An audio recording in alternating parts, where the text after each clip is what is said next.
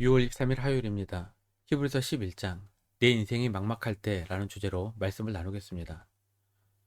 좋은 아침입니다. 오늘도 말씀과 함께 위로와 힘을 얻게 되기를 축복합니다. 오늘 우리가 함께 펼친 히브리서 11장은 성경에서 가장 가슴 벅차고 웅장한 장 중 하나인 일명 믿음장입니다. 이 장에는 아빌부터 시작해서 에녹, 노아, 아브라함, 모세, 그리고 이름조차 다 기록할 수 없는 수많은 선지자와 선교자들의 이름이 파노라마처럼 펼쳐집니다. 하지만 오늘 이 본문은 결코 성경 속 슈퍼히어로들의 위인전이 아닙니다. 이들은 우리와 똑같이 연약하고 흔들리며 고통받던 평범한 사람들이었습니다. 그렇다면 무엇이 그들의 삶을 그토록 위대하게 만들었을까요? 히브리서 기자는 그 해답을 단 하나의 단어, 바로 믿음이라고 선포합니다. 첫째, 믿음은 보이지 않는 실상을 내 삶의 가치 기준으로 삼는 것입니다. 히브리서 11장의 문을 여는 1절은 기독교 역사상 가장 위대한 선언 중 하나입니다. 믿음은 바라는 것들의 실상이요 보이지 않는 것들의 증거니. 우리는 철저히 눈에 보이는 것, 만져지는 것, 당장 계산기에 찍히는 숫자만을 진짜라고 믿는 세상에 살고 있습니다. 그러나 성경이 말하는 믿음은 눈에 보이지 않는 하나님의 약속을 마치 내 손에 쥐어진 집문서처럼 확신하는 것입니다. 이 믿음이 내면에 들어오면 인생의 가치관이 완전히 뒤집어집니다. 그 대표적인 인물이 바로 모세입니다. 모세는 당대 최고 강대국 애굽의 왕자로서 누릴 수 있는 모든 특권과 보화가 눈앞에 있었습니다. 그러나 그는 애굽 공주의 아들이라 칭함받기를 거절합니다. 잠시 누릴 죄악의 낙보다 하나님의 백성과 함께 고난받는 것을 더 기뻐했습니다.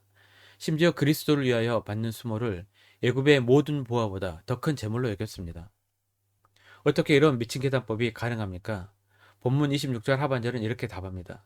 이는 상 주심을 바라봄이라. 모세의 눈에는 당장 눈앞에 반짝이는 애굽의 황금보다 보이지 않는 하나님이 주실 영원한 상급이 더 선명한 실상으로 보였던 것입니다. 우리는 무엇을 가치 있다고 여기며 살아가고 있습니까? 눈에 보이는 세상의 스펙, 재물, 안정입니까? 아니면 보이지 않지만 영원한 하나님의 약속입니까? 6절 말씀처럼 하나님이 계신 것과 그를 찾는 자들에게 상 주시는 이심을 믿는 자만이 세상의 헛된 영광을 과감히 포기할 수 있습니다. 둘째, 믿음은 이 땅에서 나그네로 살며 영원한 본향을 향해 걷는 것입니다. 믿음의 사람들의 또 다른 특징은 그들의 시선이 이 땅에 머물지 않았다는 것입니다. 13절을 보면 아브라함, 이삭, 야곱과 같은 족장들에 대해 이렇게 평가합니다.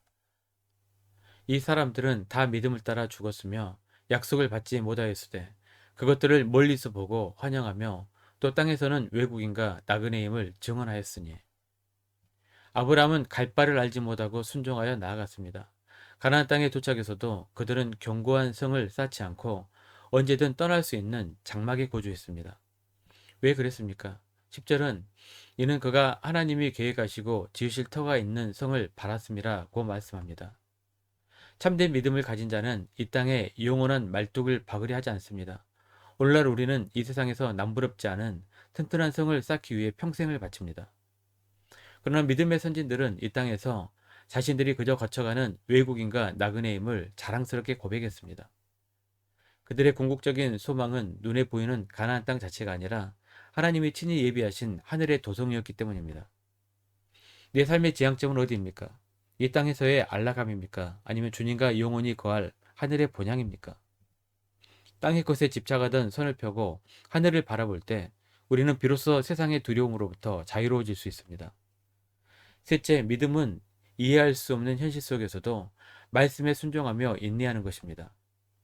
믿음은 단순히 내 소원을 이루는 마술 지팡이가 아닙니다. 때로는 나의 이성과 상식을 철저히 파괴하는 순종을 요구합니다.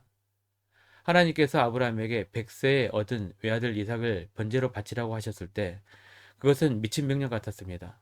그러나 아브라함은 순종했습니다. 이삭을 통해 씨를 주시겠다던 약속을 믿었기에 죽은 자 가운데서도 능히 다시 살리실 것을 믿어 의심치 않았습니다. 노아는 비 한 방울 오지 않는 마른 하늘 아래서 평생을 바쳐 방주를 지었습니다.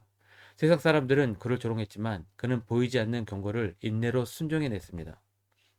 더 나아가 11장의 후반부는 믿음이 낳은 두 가지 전혀 다른 결과를 보여줍니다.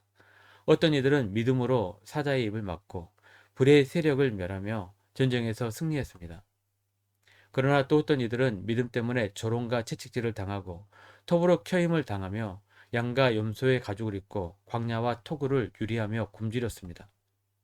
이들이 고문을 받으면서도 구차히 풀려나기를 고부했던 이유는 단 하나, 더 좋은 부활을 믿었기 때문입니다.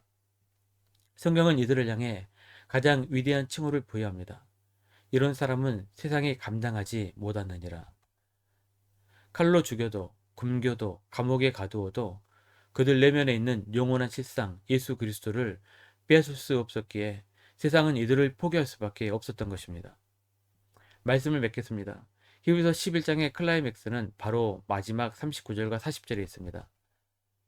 이 사람들은 다 믿음으로 말미암아 증거를 받았으나 약속된 것을 받지 못하였으니 이는 하나님이 우리를 위하여 더 좋은 것을 예비하셨음즉.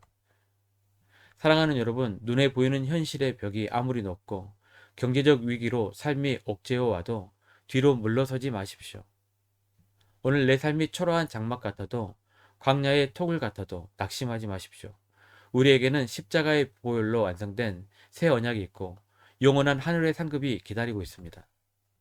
오늘 내 삶이 초라한 장막 같아도 광야의 톡을 같아도 낙심하지 마십시오. 우리에게는 십자가의 보혈로 완성된 새 언약이 있고 영원한 하늘의 상급이 기다리고 있습니다. 말씀 명의 적용입니다. 첫 번째, 눈에 보이는 세상의 계산법을 과감히 거절하십시오. 두 번째, 이 땅에 영원한 말뚝을 박으려는 집착을 내려놓으십시오. 하루 30분씩 최선을 다하시 기 바랍니다. 그럼 여러분의 삶이 변화될 것입니다. 영상을 다 보신 분들 확인 문자를 보내시거나 유튜브에 댓글로 달아주시면 정기적 영성 훈련에 도움이 될 것입니다. 오늘 하루도 승리하시기를 기도합니다.